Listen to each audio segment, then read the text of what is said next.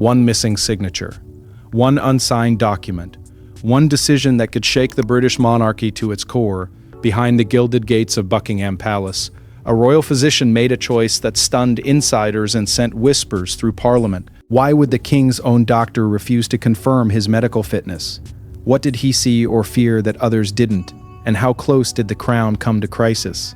It began as a routine formality, the kind of document that rarely earns more than a quiet filing in a leather-bound archive. The monarch's medical fitness declaration, a constitutional safeguard, a reassurance to government and commonwealth alike that the sovereign remains capable of carrying the immense weight of the crown. For centuries, the stability of Britain has rested not only on tradition, but on the physical and mental soundness of the one who wears it, and this time the paper remained unsigned.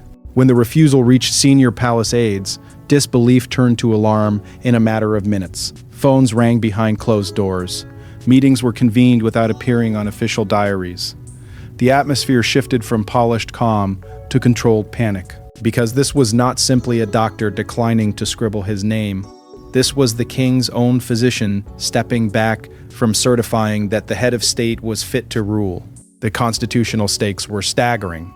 A monarch deemed medically unfit could trigger regency protocols, parliamentary consultations, and a domino effect across institutions that rely on royal continuity. Even the suggestion of doubt could rattle markets, unsettle allies, and ignite political opportunism. And so the palace moved swiftly. Security tightened. Staff were instructed to speak in rehearsed phrases.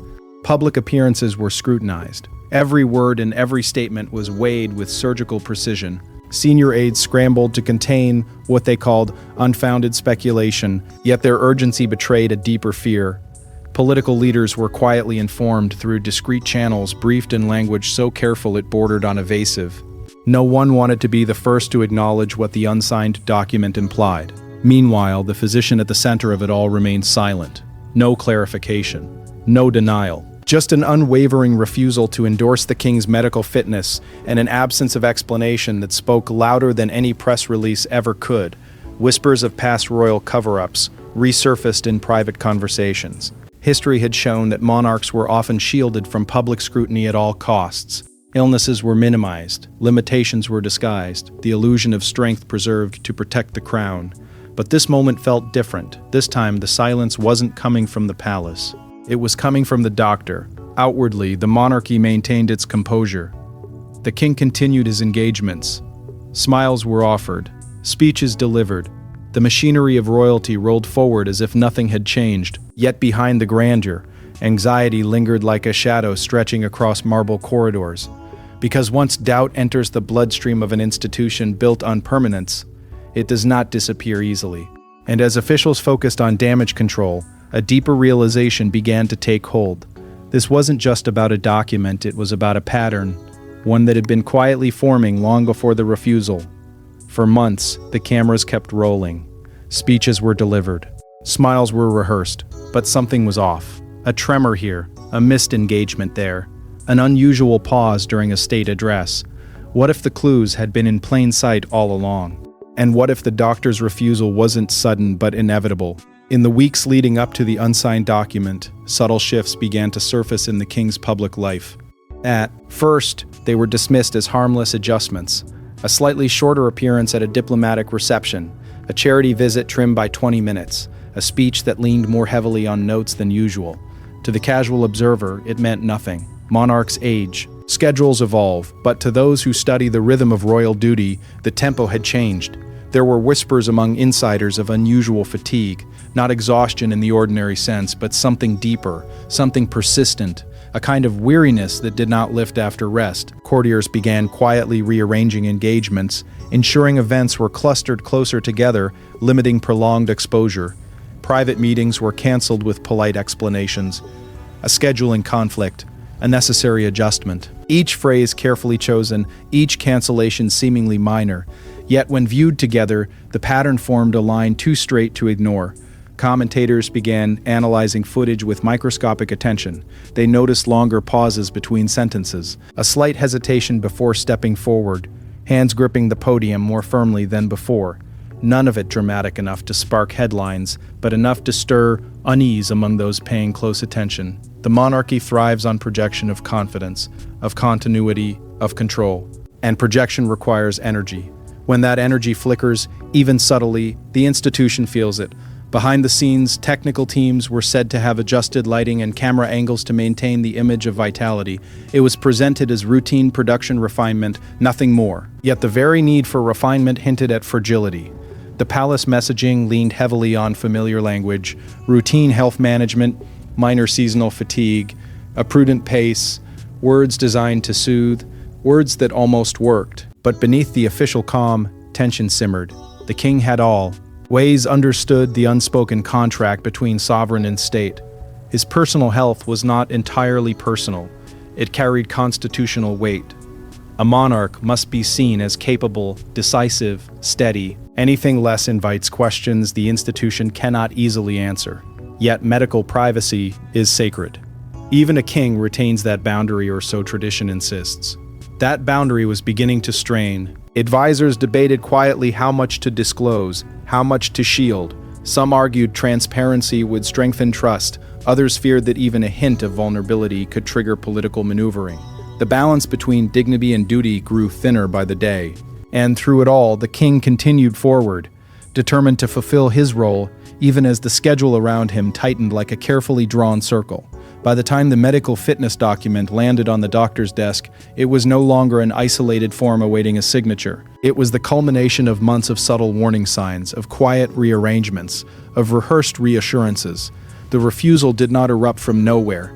It rose from a slow-building undercurrent that had been flowing beneath the surface of royal life. And if the public glimpsed only fragments of that shift, those within the palace walls were witnessing something far more unsettling, because behind closed doors, the situation was reportedly far more serious than the public could ever imagine. In a quiet medical suite tucked deep inside royal grounds, the future of the monarchy may have hung in silence. The doctor examined test results, reviewed neurological assessments, and faced a decision no royal physician wants to make: sign the document or risk destabilizing the crown.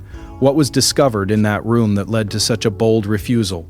The consultation was never meant to become history.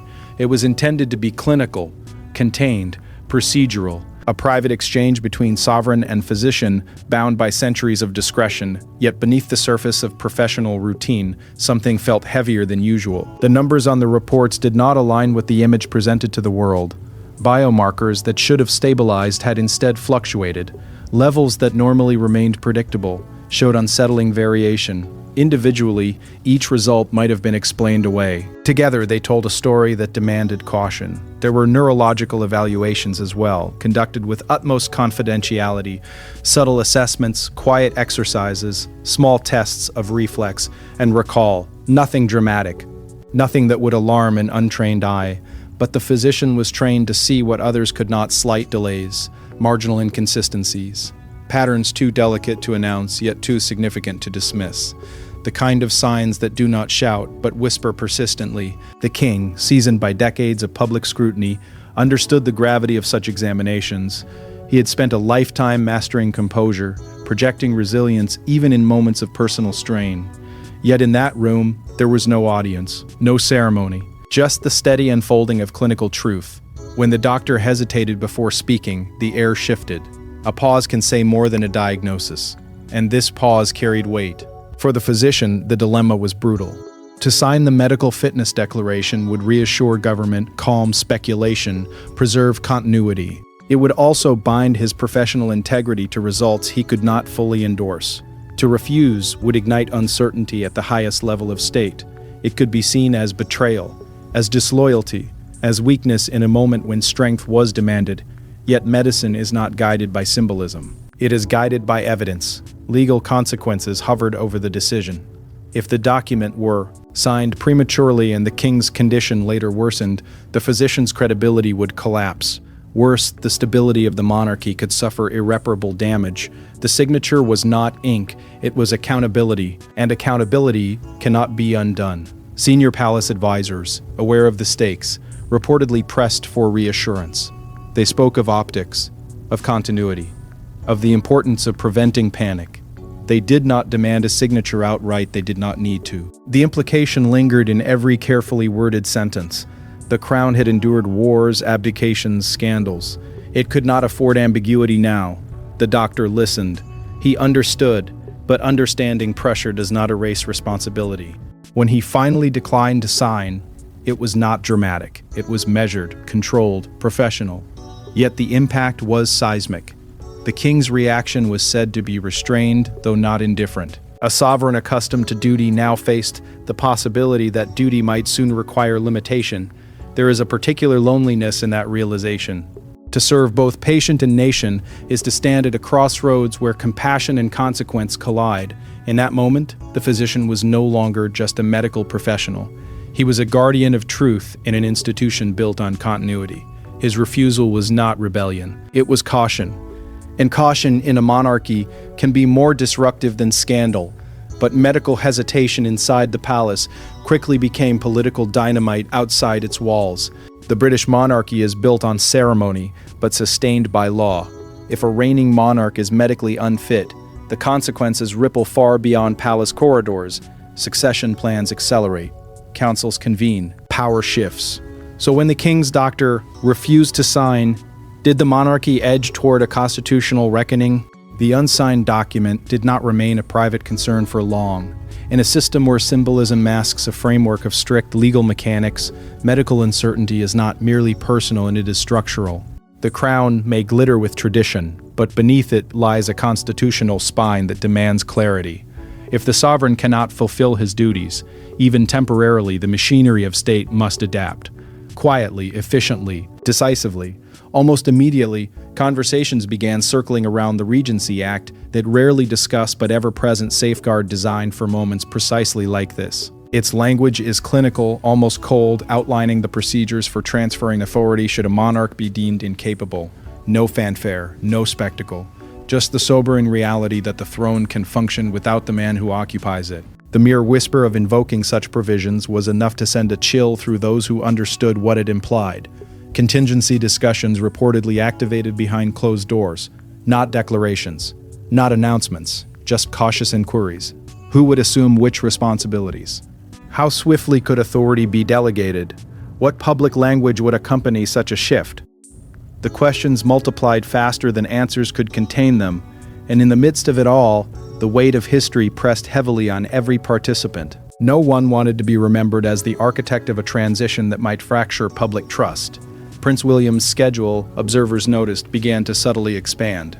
Additional appearances, increased visibility, more direct engagement with governmental figures. Officially, it was routine evolution. Unofficially, it looked like preparation, not for celebration, but for possibility. The heir to the throne does not step forward lightly. The heir to the throne does not step forward lightly. When he does, even incrementally, it signals that something deeper is unfolding beneath the polished surface of royal continuity. The Parliament, too, was drawn into the widening circle of awareness. Briefings were conducted with discretion bordering on secrecy. Lawmakers were informed enough to be prepared, but not enough to incite alarm. The language used was careful, almost surgical. Stability, prudence, ongoing assessment. Yet behind those composed phrases lay an undeniable truth. The crown's health was no longer a private matter. Beyond Britain's borders, diplomatic channels stirred. Allies sought reassurance. Commonwealth leaders quietly inquired about continuity. In a world already sensitive to instability, the prospect of uncertainty at the heart of one of its oldest monarchies carried symbolic weight. Financial markets, ever alert to shifts in confidence, reacted with subtle tremors. Nothing catastrophic, just enough movement to suggest that perception, even more than policy, drives reaction. Media organizations, aware that something significant was brewing, found themselves navigating unspoken boundaries. Informal understandings about restraint surfaced. The monarchy has long relied on a delicate balance with the press exposure tempered by discretion. But when the story involves the king's fitness to rule, discretion becomes harder to maintain. Every outlet sensed the tension. Every editor knew the stakes. What began as a medical hesitation was now evolving into a high-stakes political dilemma. The crown's strength depends on certainty, and certainty was slipping, thread by fragile thread. As officials worked tirelessly to prevent public panic, to preserve the image of seamless continuity, the pressure mounted not only within government halls but within the family itself. And while officials managed the political storm, a more personal storm was brewing inside the royal family itself. Behind the crown lies a family one already strained by distance, loyalty, and unresolved wounds. When word spread that the doctor refused to certify King Charles's medical fitness, emotions reportedly ran high. Was this denial, protection, or preparation for transition? How did William react? What about Camilla? And was Harry told at all? The news did not arrive with ceremony. It arrived in hushed conversations and urgent summons. Prince William was called into a private emergency meeting, the kind that does not appear on any official schedule. The tone was measured but unmistakably grave. He listened as advisors outlined the implications of the unsigned document, their language precise yet heavy with consequence. For a moment, the heir to the throne was not simply a son. He was a future monarch being quietly alerted that the timeline he imagined might be shifting beneath his feet. Those close to him described a controlled reaction. No visible panic, no rash declarations. But behind that composure lay a storm of conflicting emotions. Loyalty to his father, duty to the institution. Awareness that history can pivot without warning. William has lived his entire life preparing for a crown that always seemed distant. Now the distance felt shorter. Uncomfortably so. Camilla, steadfast and fiercely protective, reportedly responded with resolve. Her priority was not protocol, it was her husband. She understood the cost of public scrutiny, the relentless appetite for weakness in a world that demands royal strength. To her, the doctor's refusal was not a constitutional dilemma. It was a personal affront, a challenge to the dignity of the man she stood beside. She urged caution, shield him, control the narrative, protect the king from becoming a headline. And then there was the unspoken question, Harry. Would he be told? Should he be told? Should he be told? The fracture between brothers, the distance between father and son, complicated what might otherwise have been simple. Some argued transparency was essential. Others feared that widening the circle would invite leaks, speculation, perhaps even emotional volatility. The very idea of informing Harry reopened old wounds that had never fully healed. Within the family, generational differences sharpened the tension. Charles, shaped by decades of endurance and public expectation, leaned instinctively towards stoicism. Show no weakness. Continue forward. Let the institution outlast the moment. William, raised in a media-saturated age of transparency and instant reaction, understood the dangers of silence. Concealment can breed mistrust, and mistrust, once seeded, is difficult to uproot. Concerns about public perception loomed large. The monarchy's power rests not in law alone, but in belief. If the public begins to doubt the king's capacity, the narrative shifts from loyalty to scrutiny. Every appearance becomes a test, every pause a potential headline. The family knew this. They felt it tightening around them. At some point, father and son reportedly confronted the reality together, not in dramatic declarations, but in a quiet, emotionally charged exchange. William pressing gently for honesty, Charles insisting on resilience, the unspoken fear hovering between them, that preparing for what comes next might hasten it. There is a cruelty in that paradox. To plan for succession is to acknowledge vulnerability. And so, even as they maintained unity in public, subtle preparations began. Additional briefings expanded roles. Contingency outlines reviewed once more, not because transition was certain, but because uncertainty demanded readiness. The crown could not afford to be caught unprepared, yet amid all the strategy and restraint, one figure stood at the center of the widening storm. Because even as family tensions intensified, the greatest pressure was being placed on one man, the doctor himself. To refuse the king is to defy centuries of deference, yet this physician chose ethics over expectation. Was it professional integrity or fear of future accountability? What conversations happened in hushed corridors? And did the doctor realize that a single unsigned line could redefine his legacy? He was not a reckless outsider. He was a seasoned professional, carefully selected, thoroughly vetted, entrusted with the health of the sovereign. His career had been built on discretion and precision, years of service, flawless credentials, a reputation for calm judgment under pressure. He understood the unspoken rules of proximity to power, loyalty, silence, steadiness, but medicine does not bend to hierarchy. And when science collided with symbolism, he found himself standing alone at the intersection. The weight of his decision was not abstract, it was personal. To sign would mean offering reassurance that he could not confidently guarantee. To refuse meant risking isolation within one of the most tradition-bound institutions in the world. Royal loyalty carries an emotional gravity. It pulls at conscience. It whispers of duty not only to a patient, but to a crown, to a country. Yet professional ethics demand clarity, truth, even when inconvenient, especially when inconvenient. I think there was also the shadow of future scandal. He knew history. He knew what happens when medical realities are concealed and later erupt into public view.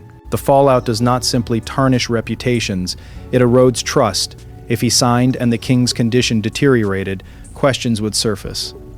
Why was the nation reassured? Who endorsed that reassurance? Who endorsed that reassurance? His name would sit at the bottom of that document, permanent and undeniable. A signature is small, its consequences are not. Within palace corridors, resistance simmered. Some advisors, protective of stability above all else, questioned his caution. Was he overreacting? Being overly technical, they spoke of optics, of calm continuity, of preventing unnecessary alarm. Their arguments were persuasive, even reasonable. But reasonable is not the same as right. And he understood that once he crossed the line into convenience, there would be no returning to principle. Legally, he was protected. Medical integrity is not easily overridden even by royalty, yet protection on paper does not shield a person from pressure, from exclusion, from subtle marginalization. He was aware that he could be replaced, that another physician, perhaps more flexible, might be appointed. The risk hovered quietly over every conversation, but replacing him would only amplify suspicion. The palace knew that, so did he. The emotional toll was real. Sleepless nights, conversations replayed in his mind. The image of the king dignified, determined, refusing to be diminished by uncertainty. The knowledge that his choice could accelerate a transition no one was ready to confront. He did not take pleasure in defiance. He took responsibility. And he was not entirely alone. A few senior figures, though cautious in public, quietly respected his stance. They understood that credibility once lost cannot be reclaimed, that transparency delayed is a vofy, and transparency denied. Their support was subtle, but it steadied him. Still, tension coiled tightly around him. The refusal had set events in motion. The palace was balancing on a thin edge between control and exposure, and just as the pressure threatened to fracture that balance, something happened that no amount of discretion could contain. And just as tensions reached a breaking point, whispers began leaking beyond palace walls. Royal secrets rarely stay buried forever. One source, one call, one headline draft waiting to go live. When news of the unsigned medical document reached journalists, the monarchy's worst fear became reality. Was it sabotage, strategy, or a warning shot from within? It started quietly, almost invisibly. A trusted reporter received a tip wrapped in caution. No documents exchanged hands, no dramatic confession, just a carefully phrased revelation. The king's medical fitness declaration had not been signed. At first it sounded improbable. The monarchy does not allow procedural cracks to surface. But the source was credible, close enough to know, calm enough to convince. Inside newsrooms, editors shifted from routine coverage to crisis mode. Verification became urgent. Calls were made to secondary contacts. Questions were posed in guarded language to palace aides who suddenly found themselves choosing words with surgical care. The denials were not absolute. They were evasive. And in journalism, evasion is oxygen for suspicion. The palace communications team felt the tremor before the public did. Screens lit up with inquiries, messages stacked faster than they could be answered. A story was forming, and once formed, it would not wait for permission. Public relations advisors scrambled to draft responses that acknowledged nothing while revealing less. They knew that silence could appear guilty, but overreaction could signal confirmation. It was a brutal calculation. Then speculation exploded across social media. Fragments of rumor mutated into certainty within hours. Amateur analysts dissected recent speeches. Old footage resurfaced. Threads multiplied, each more dramatic than the last. The unsigned document became more than a bureaucratic anomaly. It became a symbol, a crack in the foundation, a sign that the crown's strength might be wavering. Global headlines followed. cautious at first, then bolder. Words like uncertainty and constitutional implications crept into coverage. International commentators framed the development as a potential turning point for one of the world's most enduring institutions. Allies sought reassurance through diplomatic backchannels. Questions that had once been whispered were now asked aloud. Financial markets, ever sensitive to perception, reacted with subtle volatility. Investors do not wait for clarity, they respond to risk. Even the faint suggestion of instability at the top of the British state was enough to trigger murmurs in economic circles. Nothing catastrophic, just enough to remind everyone that symbolism carries weight beyond ceremony. Under mounting pressure, the palace released a carefully worded statement. It emphasized continuity, ongoing assessments, the king's unwavering commitment to duty. It did not directly address the unsigned document. It did not confirm it either. The ambiguity was deliberate. But ambiguity rarely satisfies a public primed for answers. Behind closed doors, suspicion intensified. Who had leaked the information? Was it an act of disloyalty, a calculated move by someone who believed transparency was inevitable, or perhaps a strategic warning from within, intended to force a more controlled disclosure? The uncertainty about the source deepened the crisis. Trust began to erode in places long assumed secure. The monarchy had weathered scandals before, but this was different. This was not about behavior or controversy. It was about capability, about the physical and mental endurance of the sovereign himself. And as the narrative spun beyond the palace's control, one question hovered above all others. How would the king respond when the world began to doubt his strength? Because amid the noise, the statements, the speculation, the true test was yet to unfold, but the most revealing moment was still to come, the king's own response. In moments of crisis, speak. But sometimes silence speaks louder. After the doctor's refusal surfaced, King Charles made no immediate public denial, no fiery rebuttal, just composure. Was it royal discipline or quiet acknowledgement? And what did that silence reveal about the future of the monarchy? When he next appeared before the public, every word carried amplified weight. The engagement had been long scheduled, yet it now felt like a test, not of policy, not of policy, not of policy, not of policy, not of popularity, but of presence. The monarchy understands performance in a way few institutions do. Ritual is reassurance, continuity is comfort, and so the king stepped forward not to address the controversy directly, but to embody stability.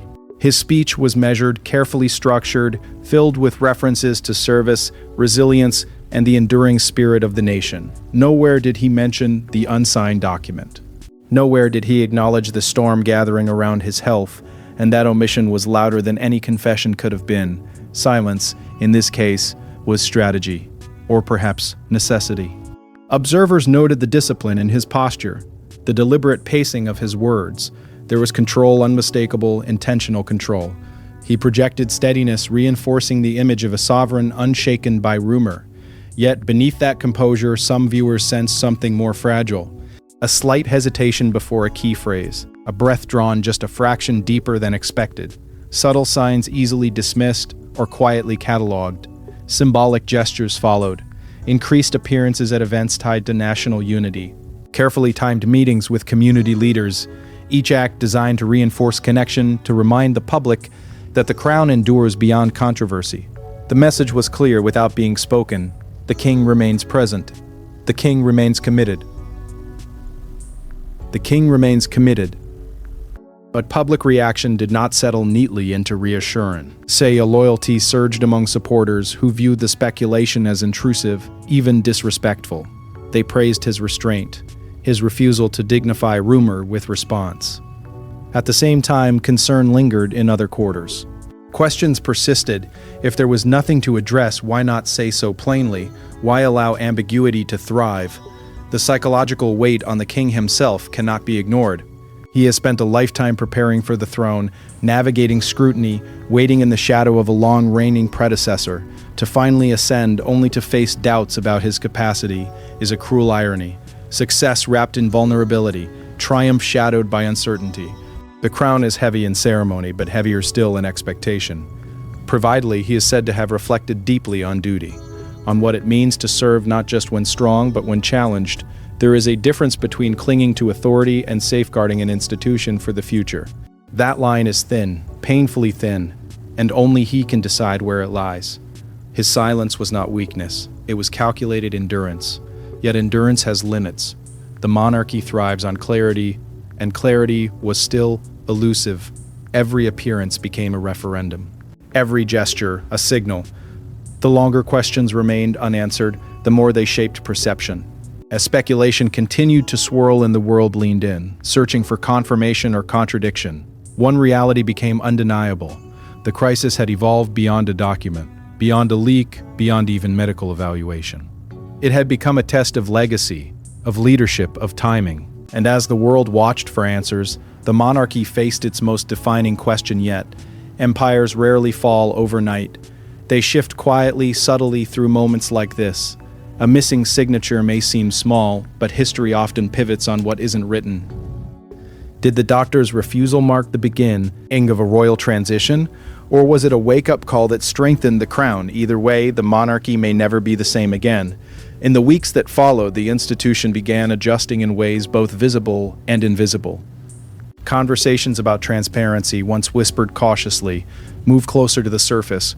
The modern monarchy cannot rely solely on mystique. It exists in an age that demands disclosure, proof, reassurance. The unsigned document forced a reckoning with that reality. If health can shape governance, then governance must address health, not hide from it. Prince William's presence continued to expand, not dramatically, not in a way that screamed inevitability, but steadily. Each additional responsibility he assumed carried symbolic weight.